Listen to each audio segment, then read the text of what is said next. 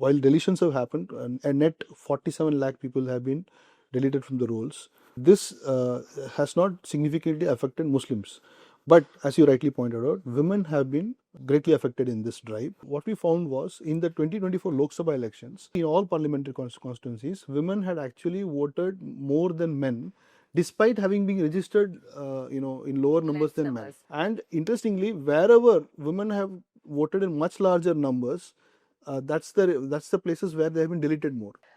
People in one of India's most populous states, Bihar, are getting ready to vote next month. By mid-November, we will know who the Chief Minister of Bihar is going to be. Is it going to be the incumbent, a septuagenarian, Nitish Kumar, or is it going to be a new, young, 36-year-old Tejasvi Yadav? We'll have to wait and see. The truth is that Bihar is not a monolith. There are diverse regions with diverse populations, and each have their own demands, whether it is about floods, flood mitigation, whether it is about increasing unemployment or migration. To find out more about this, we are going to talk to the Hindu's Deputy National Editor, Srinivasan Ramani, who has in recent weeks been traveling around Bihar and found out a lot more about this for us. Welcome to In Focus, Srini. Could you start by telling us about what are the two alliances and briefly describe it to us? So the two alliances are the NDA, the National Developmental Alliance, with the BJP and the JDU, and smaller parties like the Hindus, HIMS, and Rashtriya Lok Morcha. Of course, the LJP, one of the key parties. So these five parties are the core parties of the NDA. And then you have the Mahabandhan, which has the RJD, the Congress, the CPIM Liberation, and the Vikashshil Insan Party, and other small left parties like CPI, CPM, and so on. So these are the two major alliances. Of course, there is a third player who many think are going to be a spoiler in the Jan Swaraj Party led by Prashant Kishore, which is trying to target the youth across communities. The NDA, BJP is basically a party that caters to the upper caste, and of course, tries to build a support across communities to the to the popularity of Prime Minister Narendra Modi. The JDU is a party that relies largely on the support from the extremely backward classes. Nitish Kumar has tried to take on the legacy of former Chief Minister Karpuri Thakur and built a coalition with the ADCs and Magadhs and reaching out to women segments across communities. Right. RJD is a party traditionally dependent on the strength of the Yadavs in alliance with the Muslims. While these two communities form a formidable bloc close to 30%, if I'm not wrong, it has prevented the RJD from increasing its ceiling because the others are also seen as a dominant community, right. And therefore the RJD has hitherto been unable to expand its base beyond these two communities.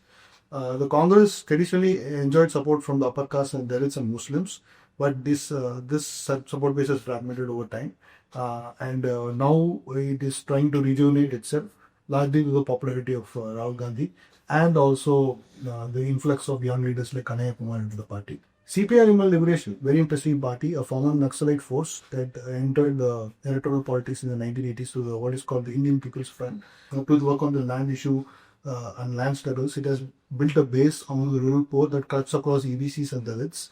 It's particularly strong in the Bhojpur region, places like Siwan, Ara, and so on. So that's a core group, a core party within the NGV. And then you have the Vikashshil Insan Party, a new entrant to the NGV. Its leader Mukesh Sahni is now expected to be the Deputy CM candidate for the NGP.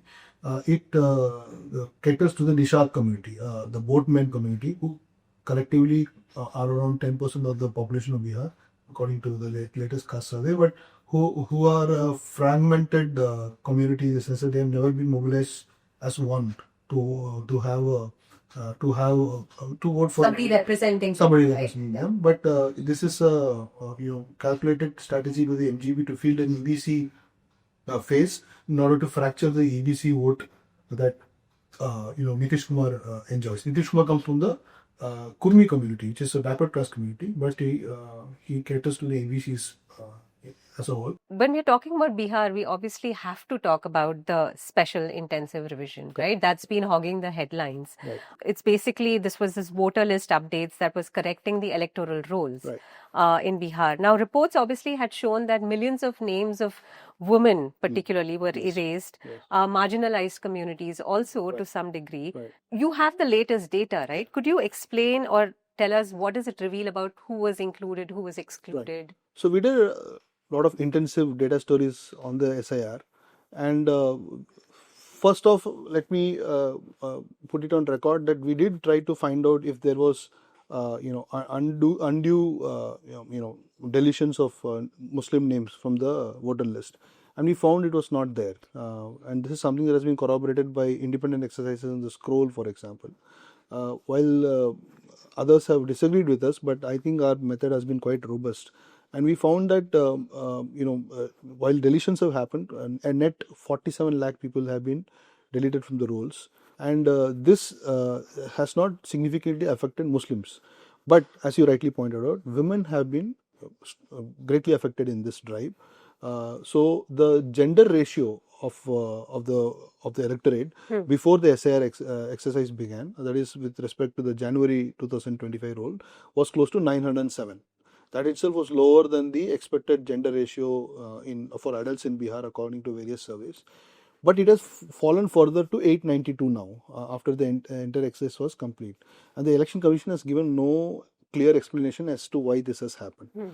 So interestingly, we further drill down the data into the reasons for which these names were deleted, and we found that many of these names were basically women between the age of 18 to 29 who have been marked as permanently shifted. So largely these are women who have been married and gone on to their in-laws' places. But there is no surety that they have been registered in their in-laws' place. So and ground reports like what our colleagues found in Gopalganj and I myself found in Kishanganj, we found that even women who have gone barely 5 kilometers away, their names have been deleted from the rolls, and some were not included in the new places, and they were on the verge of petitioning the ECA to include them. I also read somewhere that since this was conducted in June of this year, right? I heard that there was a lot of pressure even among the people who were conducting the survey to kind of rush up, hurry up, do it. Yes, absolutely. So, and of course, there was floods and rains also happening simultaneously. So lots of hurdles to actually complete this. So it was kind of done in a not so perfect way. Absolutely, you're right. So in terms of method, in terms of procedure, of course, these were issues. I'm just looking at the outcome, right?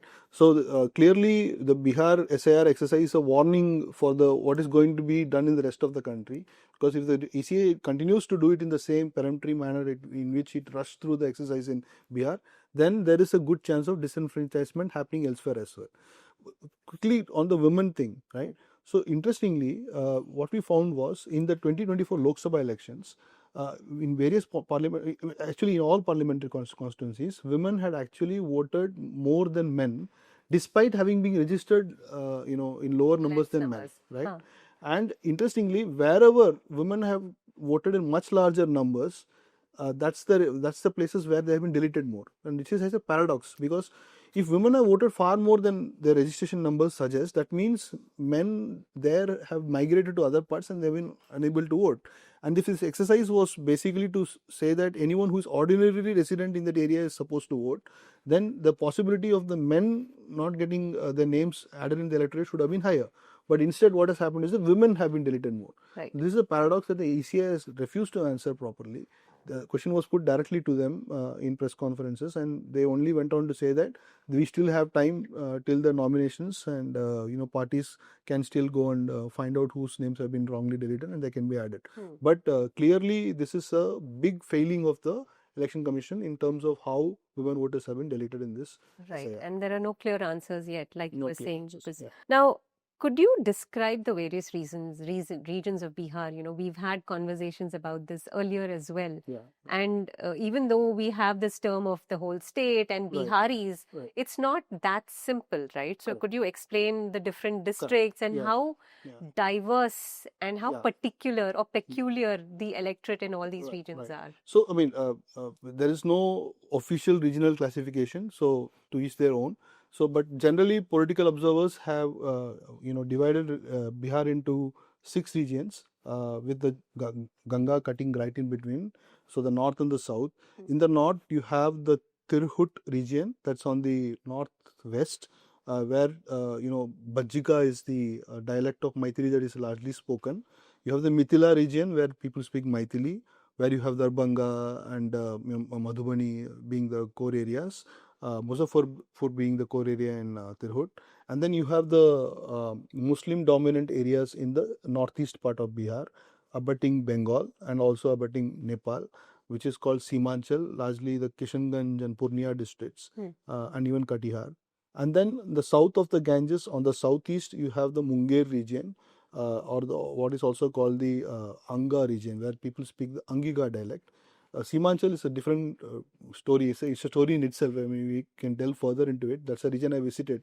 I got more intricate details from there, but to keep it at a superficial level, you have the Angika region, Angika speaking Anga region or the Munger region, which includes Bhagalpur and Begusarai, the places which I also visited recently.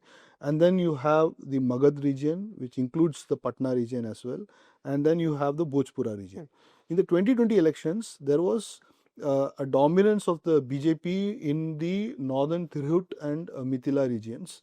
The Mithila regions, on the other hand, technically, these have been the areas where the RJD was particularly strong, but the BJP did far better in these two regions. Why is that? I think candidate choice, the fact that the LJP didn't played a spoiler to the JDU, these things played a big role there, and also the role of the CPI-ML and other constituent units that helped the MGB in places like Bhojpur, for example. Right. Bhojpur, the RJD did particularly well, and that's the bastion of the CPI-ML. So this coalition played a good role over there. And tell us a little more about Seemanchal. Since you did travel there, tell us how the place is for you visually as well, and what did you sense? Like, were you surprised by a few things that you... Absolutely. So, technically, I wanted to first understand if there was an impact of the SIR process in Seemanchal, and if what I found was that the impact was minimal, or relatively minimal, because the Muslims... So not that many people... very good, because the Muslims in that region particularly were very, very conscious about their identity documents, which this is something that has been significant ever since the CA was announced, right? So they've been very particular. Very particular, and so they were not particularly affected by the SIR. That's what the ground reports told me. Seemanchal is interesting because Kishanganj particular, it has close to 60% Muslim population. But again, the Muslims are not one distinct monolithic group, right? You have three different segments, socio-cultural segments. One is the Surjapuri speaking Muslims. Then what is called the Shershabadi speaking Muslims. Shershabadi Muslims who have some Afghani... No, the Bengali roots. So they speak Bengali. Okay. The Surjapuri is a dialect that is close to Maithili and Bengali, somewhere in between, right? And then you have what is called the Kulaiya group. This group is largely dominant in Araria, presence in Purnia. So these were the three segments. The places I visited were, again, these three segments not just have linguistic differences, they also have, subscribe to different versions of Islam, or different schools of Islam, not versions. So while they are all Sunni Muslims, the Surjapuri speaking Muslims largely subscribe to the Barelvi or the Deobandi school. The Kulaiya Muslims subscribe to the Deobandi school, and the Shershabadi Muslims subscribe to the Al Hadith. And what are their demands as citizens? Yes. What are they looking forward to in the elections? Quickly. So these groups, they don't intermarry among each other, right? So there are significant socio-political differences among them, and this plays upon the political variables also. Okay. But the entry of the BJP into the political mainstream over the years has almost created a monolithic sense among Muslims, because they have been stereotyped, especially the Shershabadi Muslims have been stereotyped as infiltrators. So that creates a certain level of fear, about the BJP, and consolidated support among the Mahagathbandhan. And these differences have also led to forces like the AIM, All India Muslim Ittihadul Muslimin, making its mark in Bihar. And when you're saying infiltrators, they've been labeled as infiltrators from Bangladesh? From Bangladesh and so on, which is historically inaccurate because these people have been for more than or close to a century, even more.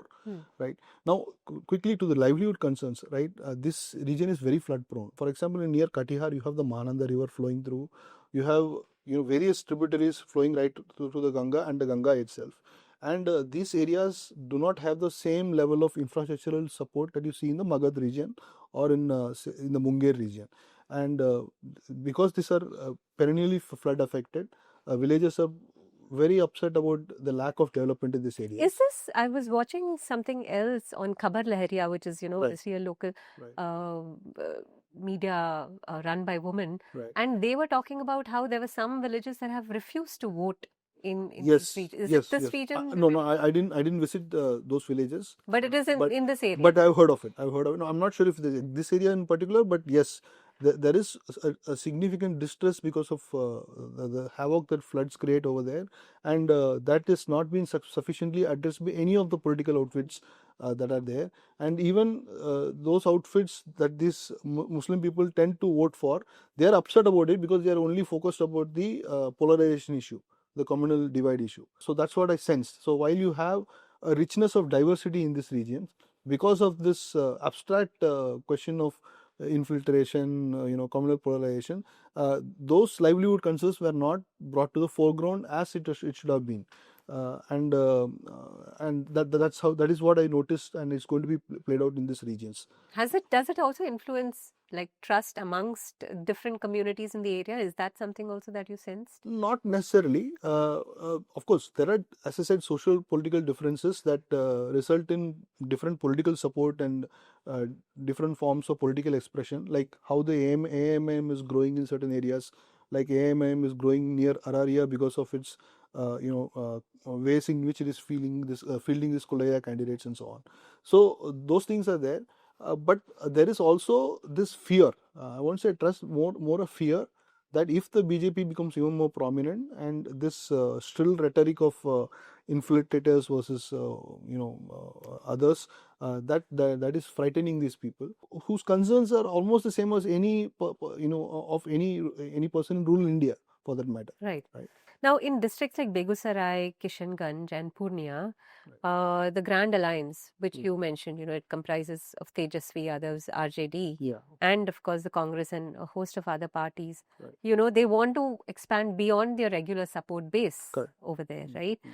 You did mention even earlier, like many men are migrating, for work, so they are not around to vote. They can't even afford to come to travel and make it there to vote, right? And many of them could have been deleted by the SR process. Right. But amidst all this confusion, how are women actually asserting their political influence? And you're talking about women specifically. Yeah. So as I said, the Nitish Kumar. But also about that region itself. True. So the Nitish Kumar government has, I won't say gone out of the way, but rather the minister has taken yeoman steps to build a constituency among women. So this is not something that is happening now, but it's happening over a long period of time. Yeah, and he's the longest serving chief minister of Bihar. So he's been around 20 years. And that women as a constituency has been built up over time. Having said that, in the 2020 elections, our Lokniti post poll suggested that even among women, the vote was differentiated on the basis of caste. So it doesn't mean that Yadav women are voting for Nitish Kumar just because he's helping women out, right? So that's there. But having said that, among sections who represent the caste coalition that the NDA caters to, women vote in higher numbers than men for that for the NDA, right?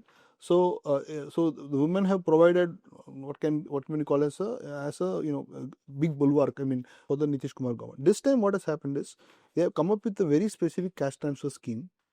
Close to rupees 10,000 has been deposited. And very recently. Very recently, just before the model code of conduct was announced. This scheme has benefited a lot of women there. Now the question is, would women look at this scheme as the game changer and vote for the NDA, or would they be as concerned as anyone on the lack of jobs, the fact that many people have to migrate out of Bihar for livelihoods and so on.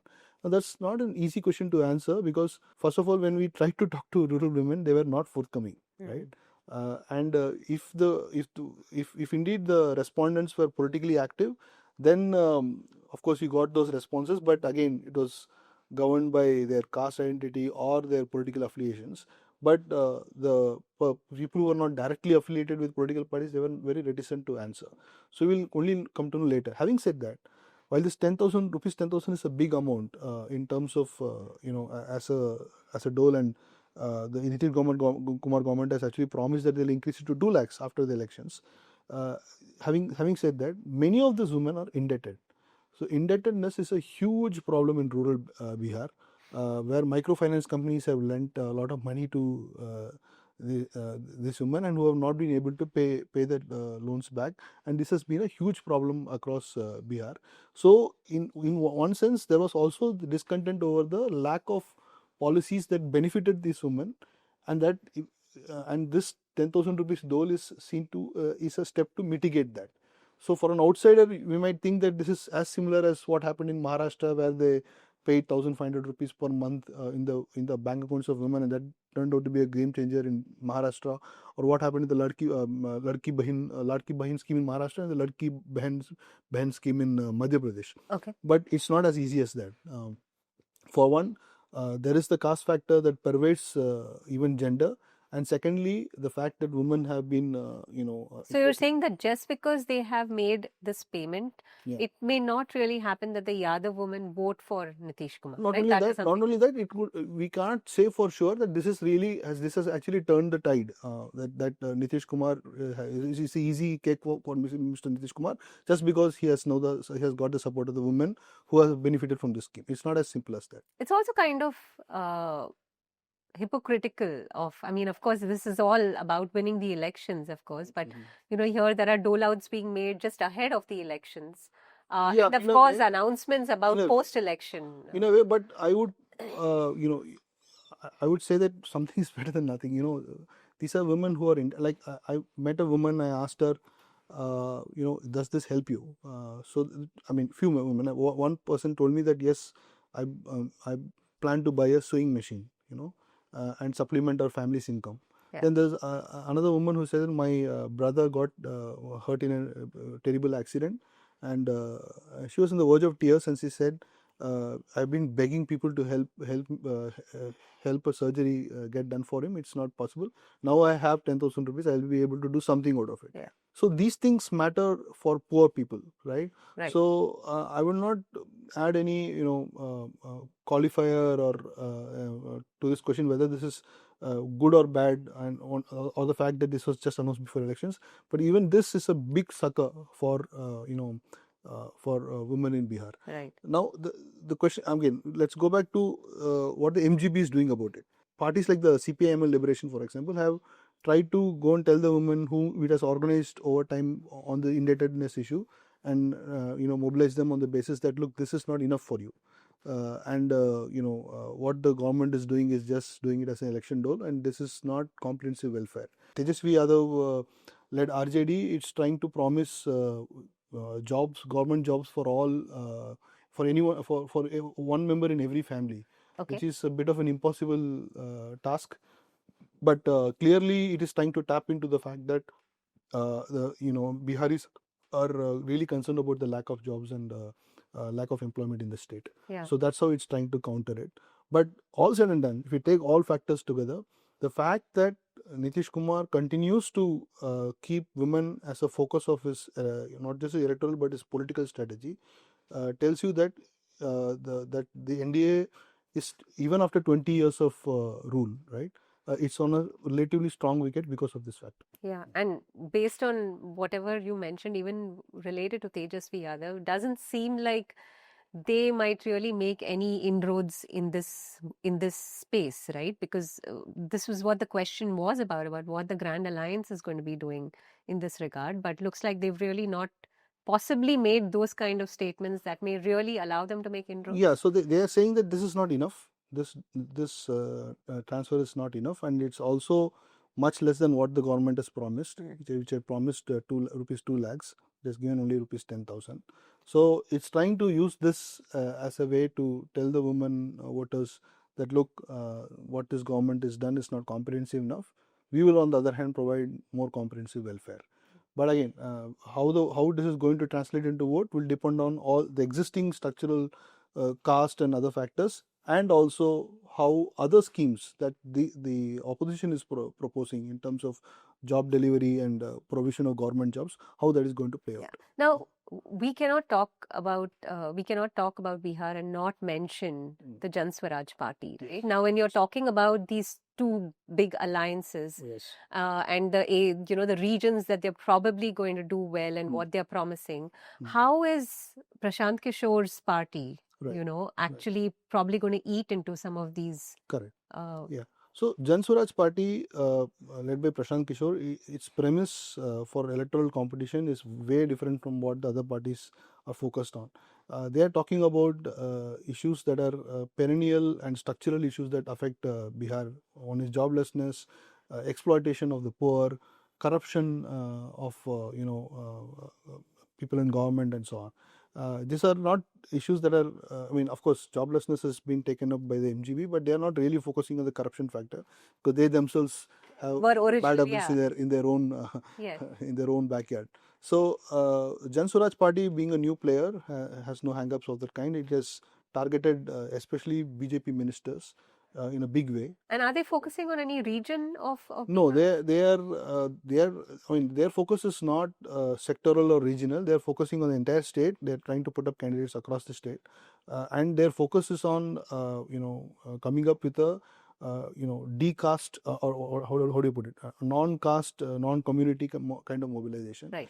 Now it has touched a chord among some people, especially to the detriment of the NDA, especially jobless youth among the EBCs, and also some upper caste voters who are disillusioned with the use of caste as a mobilizer and lack of governance. I mean, there's a little bit of fatigue There's a bit associated of fatigue, with it, right? yeah, and they are still afraid to vote for the RJD because of what they fear was the rule that preceded Nitish Kumar's government. Yeah, that has this label of Jungle Raj, yes, right? which is, I think, which is to an extent deserved and to an extent not so, because it's not as if under Nitish Kumar everything has been gung ho or hunky dory.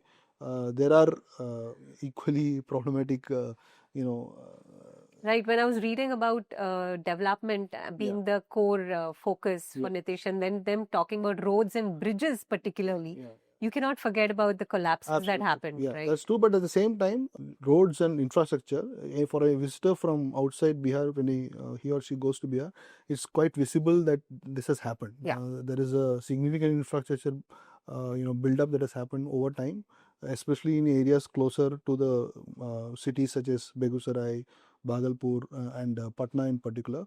The bridges are robust along the Ganges. You see strong bridges. Patna itself is it's a city that is full of bridges. You have this long ring road, abutting the Ganges, and that's largely because Bihar is a beneficiary of central transfers, and the fact that Nitish Kumar is now one of the kingmakers at the center. The two main parties that support the NDA, JDU and Chandrababu Naidu's party, are prominent now. That has helped them get a significant portion of central transfers to Bihar, which they have utilized on infrastructure. But that said, infrastructure only for infrastructure's sake is not enough. There is virtually no industry, partially because of structural reasons, bifurcation of Jharkhand from Bihar over time and so on. But at the same time, the places I visited, I hardly saw any industrial outlet. Yeah, and just to clarify to our listeners, when you're talking about the breakup of Jharkhand from Bihar, because Jharkhand is the more mineral rich, and PSUs were already present there. In Bihar, it's you just have the primary and the tertiary sector. People depend on agriculture and government jobs. There's hardly any industry, and that's the reason why there is so much joblessness and so much migration. So, of course, there has been infrastructure build up in terms of roads, bridges, and so on, but that in itself is not enough to provide jobs for Biharis, and that's why this election is interesting, despite the obvious advantages that the NDA has. in terms of welfare, in terms of caste coalition, and so on. Are there any other regions that we should be talking about? I mean, Patna, Central Bihar, Yes, I have not visited those places. Our colleagues will do that over time. So I think I should not, weigh on them because I have not been to those parts. But each region presents its own dynamic, and because 2020 was very closely fought. 2024 was not as closely fought, but Biharis tend to also vote differently in Lok Sabha and state elections. State variables over-determine the results in this thing. So uh, I think I will ask our readers to follow our coverage, Yeah. and we'll get to know more. But I'll say, to quickly sum it up, it's going to be a close context in terms of, even though the NDA has a structural advantage, it's going to be a close contest because of roles played by even the small and minute partners in the MGB. Right. So it's not a done and dusted case in Bihar. And of course, like you said, in the Grand Alliance, we have the 36-year-old Tejasvi Yadav, and the incumbent. And another reason why it is interesting is because the incumbent Nitish Kumar, he has been likened to the Biden of Bihar, basically comparing him to the stuttering, Joe Biden, as he was then gradually removed his nomination, right, as in the US presidential race. Now, what do you make of that on the campaign trail? What are observations that have been made about him, and what are public's perception of his leadership and his effectiveness at this stage? So among politically active youth, especially, you notice that this is a talking point. The fact that Mr. Nitish Kumar seems to be touching senility, this is a talking point, and people among politically active cadre. But surprisingly, among his core vote base, among EBCs in particular, they, when you ask this question, they tell you that this is an allegation from people who are traditionally opposed to Nitish Kumar. We don't believe it's fake news. So we still believe that he is in his best of health, and he has grown old. But if you look at the schemes that he has proposed over time, and how he has presented his party strategy, I mean, we still believe he's the right man to lead us. This is what his core voter base suggests, and that also says it's not going to be easy for the MGB, which it expected, that there will be a fracture in the EBC vote. Because Tejasvi is talking about this quite a bit on this factor, whether there will be a fissure, and then the MGB would benefit out of it. It's not going to be that easy, because the traditional voters still believe that Nitish Kumar is their main leader who has actually helped them progress in terms of providing mobility through infrastructure, in terms of providing welfare measures, helping their lot getting better education and so on. So they are not going to just give up on support, at least from the number of people whom we met among the EBC community in those regions that I mentioned. We could see this sense of solidarity for him. But having said that, among politically active people, people who are political activists or who are campaigning and all that, they have been trying to make this as an issue. So and there, of course, there is this this trope that he has run his course, and now that the fact that the BJP is not even announcing him as the next chief minister, that suggests that all is not well with him. So right. So there's waiting for the elections to be done, and then. Great. Thank you so much for your time, Srini. This was helpful, and hope we can reconnect again once the results are out mid-November. Sure. Yeah. Thank you. Thank you.